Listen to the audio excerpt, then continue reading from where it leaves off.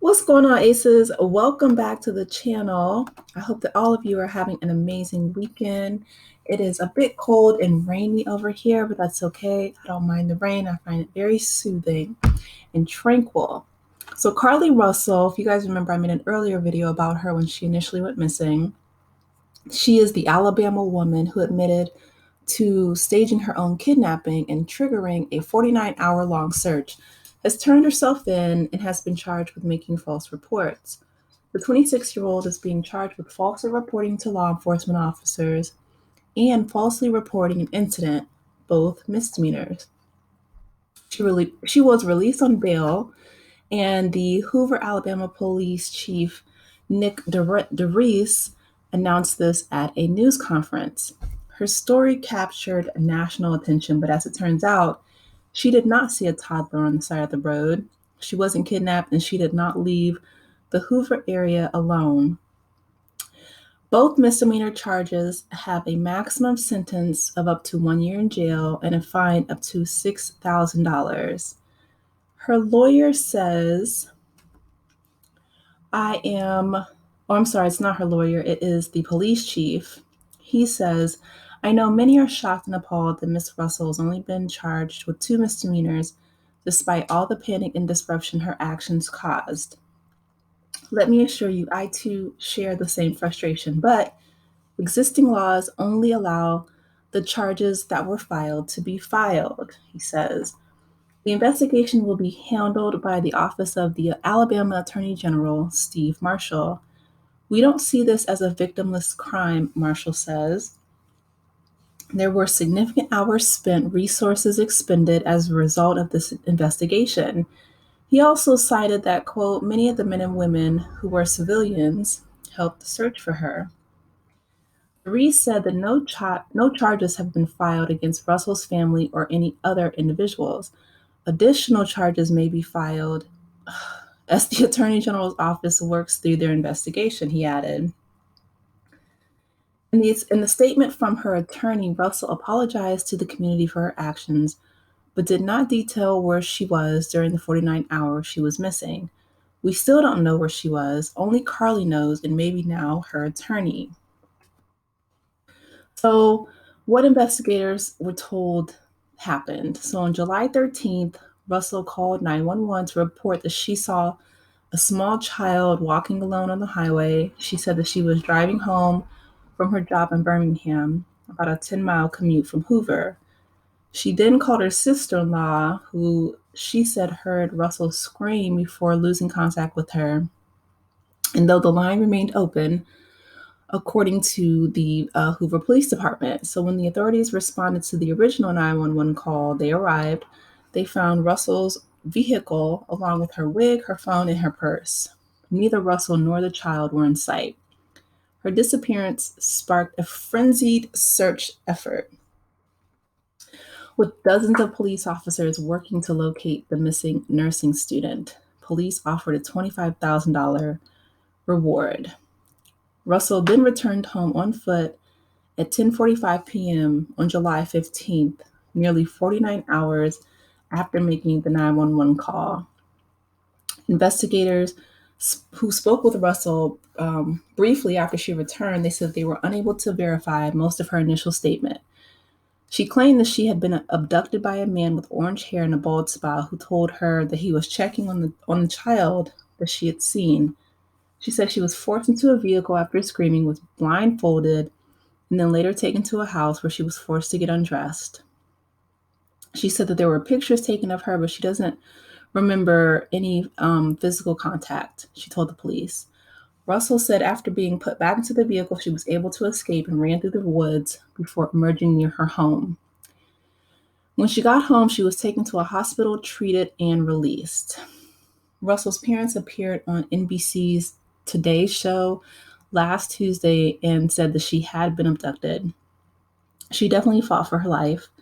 There were moments when she physically had to fight for her life, and there were moments where she mentally had to fight for her life, her mother said. Okay, so um, a few things, right? They're referencing the movie Taken and all these things. Yes, and CNN, I'll link the article if you guys want to read it through. They say that, false reports like Russell's are very rare. Um, Russell's disappearance had drawn attention to many unsolved cases of missing Black Americans. According to the 2021 FBI data, Black people make up 31% of the missing reports, but only 14% of the whole population. That's very true. Okay, so here's a few of my thoughts, right?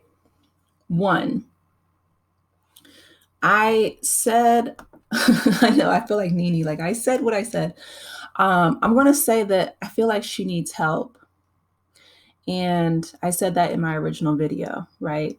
That she needs help, she needs therapy, she needs someone to sit down with her and figure out why she concocted this whole story. Because to me, it's a cry for help, a serious one, to be honest.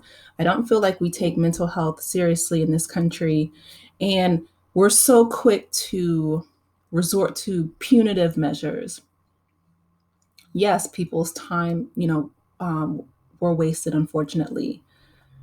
But police are called, to scenes every day by different Karens, Kens, and we've seen that on our social media timelines for, the past several years, where these, old bored housewives will just call the police and they're never charged, they're never fined, they're never anything.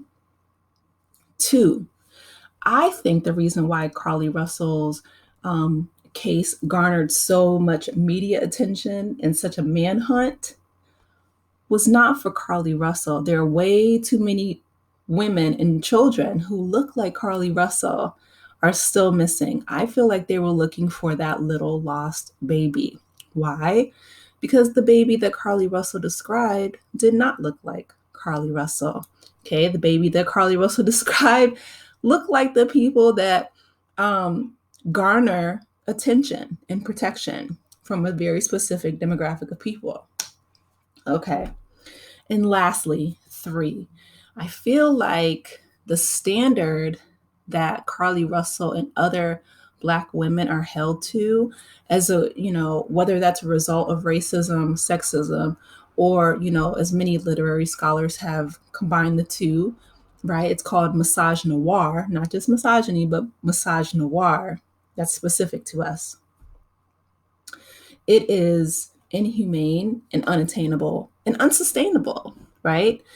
It is perfectly part of the human experience, not a part of everyone's human experience, but part of the human experience to make mistakes. It is part of the human experience to even have a mental breakdown. My grandmother, before she passed away, she was very transparent with me about, her struggles coming from the Jim Crow South, the trauma that she endured. She didn't talk about everything, of course, but she did say that, she needed to be sent away for a while to take care of herself.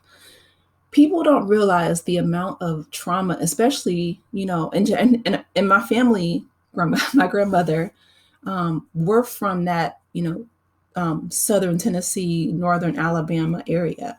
I still have family down there. It's very traumatic. I had to live down there a few years when I was a kid. Still do not like to go back, okay? It's a very difficult place to live. And so I think that, I hope that her family can get her into counseling. I hope that she can receive some mental health counseling in the near future, and that, she gets to the bottom of what's going on with her so that it doesn't come out in other ways, because mental health that's not properly treated tends to come out in several different ways, right? She didn't just make this call for no reason. Unlike, like I said, there's hundreds of cases, maybe even thousands, where, like I said, we've seen over, the past couple years, just now that, camera phones have come out and have been recorded, but we have instances as far back as the lady who falsely, accused Emmett Till right? Of just whistling at her. She got to live her entire life, okay? So people make false claims all the time. People call the police for false claims all of the time. Why should Carlee be subjected to punishment so quickly? You know what I mean? And it's not like, the taxpayers aren't paying for a lot of the police brutality lawsuits or a lot of just, frivolous things, because we are. And I don't feel like her one bad decision or mental health break or whatever it is deserves to be punished. I feel like she needs to get into some serious therapy. And I really do wish that we took mental health more seriously in this country. We're just now, within the last few years or so, even beginning to, scratch the surface and talk about the importance of mental health. But anyway, I want to hear from you guys. Let me know in the comment section, what are your thoughts? Again, I hope that she gets the help that she needs. And hopefully, if this happens again, that people are not so quick to punish, but seek to understand. You guys, if you haven't liked the video, please be sure to do so, share, and also subscribe if you have not done so already. And I will talk to you later. Enjoy the rest of your weekend. Take care, Aces. Bye.